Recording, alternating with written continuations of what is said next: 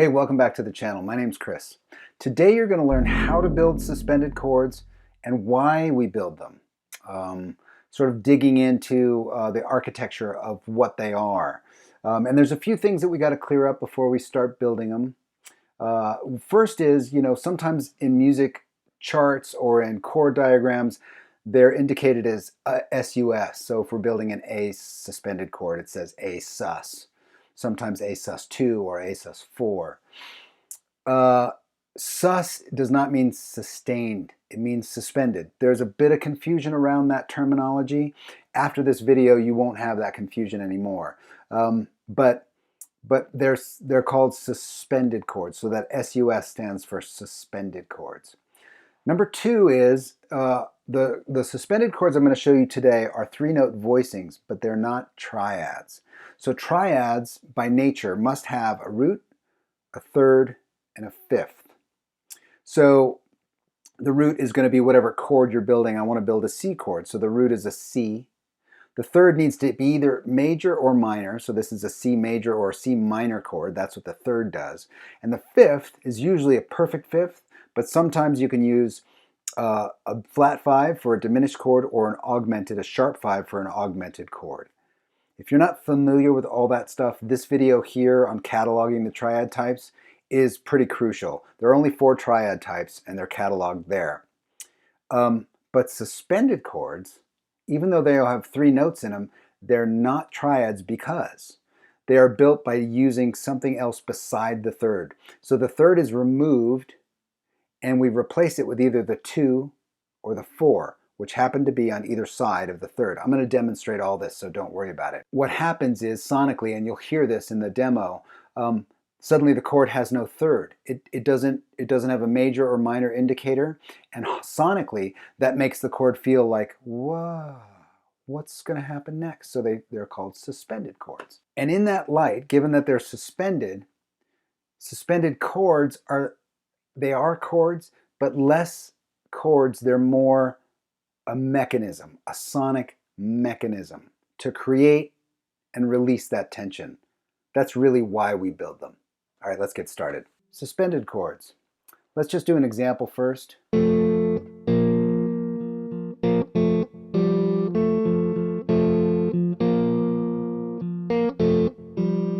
Free Fallin' by Tom Petty.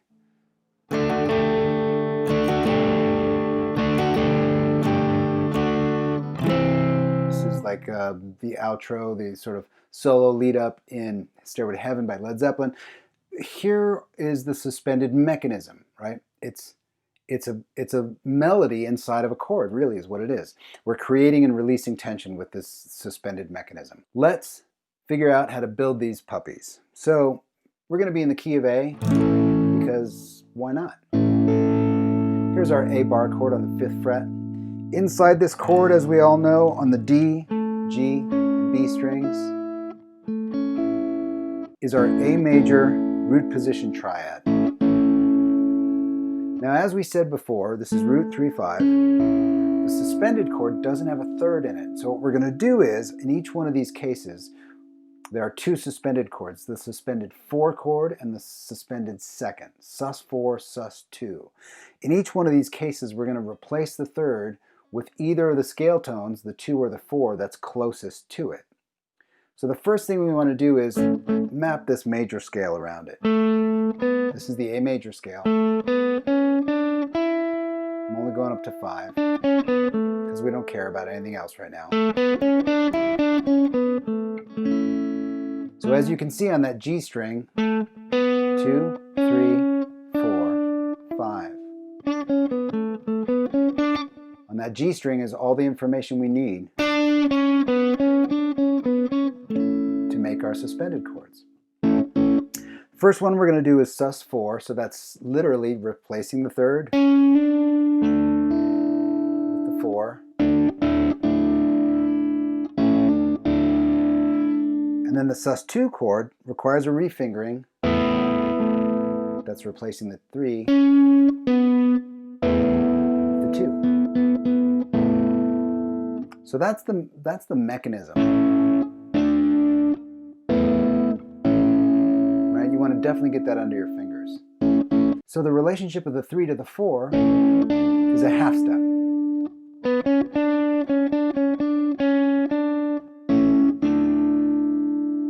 And let's just listen to that for a minute. Right? It definitely feels suspended. In fact, it really quite wants that resolution.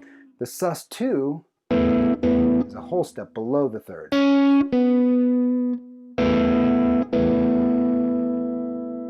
And while the resolution sounds nice, it's not as intense as this one. It's like you must hear that resolve. Whereas you could play a whole song with this.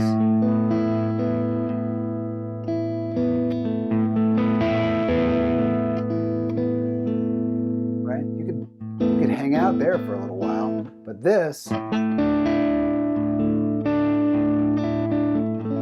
really, really wants to resolve. So different levels of tension here. You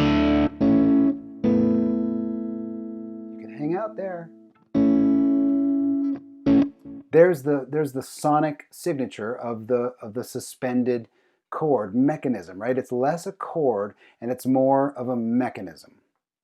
Okay, so now that we've got it under our fingers here, I just want to do 2 more quick things. First inversion A major chord up here with the 3rd on the bottom. Here's our relationship of 3, 4, 2, 3.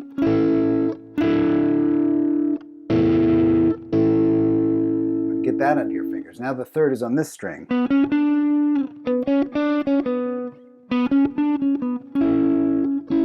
Right, just mess with that. Get it under your fingers.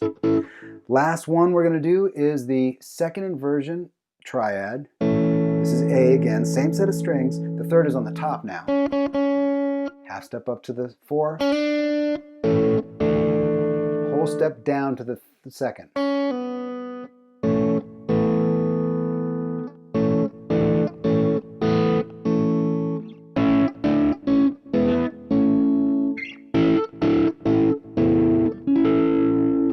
Now you're getting to be able to really control it anywhere you want on the neck, right? The curious guitarist must now take this idea, take it around the circle of fifths, take it across other string sets. You really, really want to own this, right? You want to incorporate this capability into your library.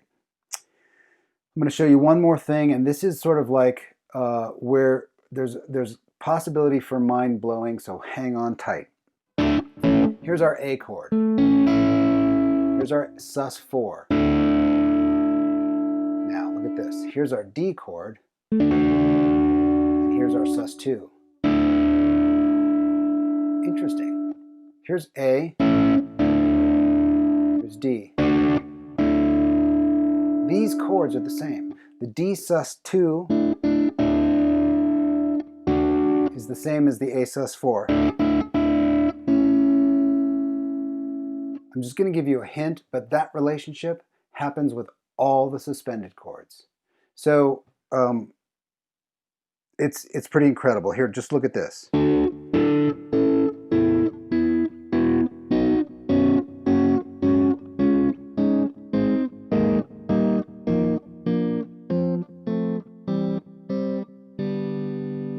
I'm just playing suspended 4th to suspended 2nd of the next chord. You should go back and look at that if you're really curious, and rewind that and see what I'm doing there. It's a mind blow. It's just like, what? Are you kidding me? Very, very cool. So there they are, suspended chords. Like I mentioned, you know, they're really a mechanism more than a chord voicing, even though they are expressed through the voicing of a chord. And that can be a little bit confusing, but hopefully now you can see that you want to use them to create and release tension, right? There's a ton of ways to do that. As usual, I've tabbed all this stuff out. That's in the link below, so go grab that if you need it. And any support there is greatly appreciated. Hopefully this has helped you sort of get your head around suspended chords and see them more as a musical cadence than an actual, you know, sort of chord to memorize. Anyway, hope it helps, and I'll see you next time.